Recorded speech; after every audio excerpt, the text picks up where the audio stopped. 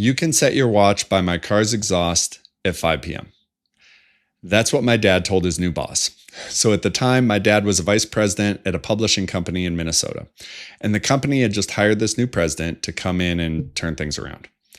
So in their first meeting, the new president's given his spiel, telling my dad how everyone needs to work harder. My dad's up for the challenge. He says, look, I can come in early. I'll continue to work hard while I'm here. I'll take work home if I need to. But, my dad says, here's the thing. You can set your watch by my car's exhaust at 5 p.m. In other words, when 5 o'clock comes around, he's going home. And he explained, he said, I have a wife and 2 young boys at home, and they need me. So that's basically the first impression. The meeting ends, my dad doesn't get fired, and life goes on.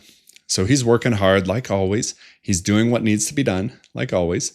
But at the end of the day, he's coming home to his family, like always. So about 6 months later, my dad gets called back into the president's office. And the president says, do you remember that conversation we had? My dad says, yep. The president said, when you told me you were leaving every day at 5, I want you to know how offended I was. He said, I've always been the first one in the office. I've always been the last one to go home. I am about work. And he pauses. He looks at my dad and he says, but I've watched the relationship you have with your boys and with your wife. And my relationship with my sons isn't where I want to be. And my relationship with my wife isn't where I want to be. So Dan, before you walk out to your car at 5, I want you to come to my office, knock on my door, and tell me it's time to go home.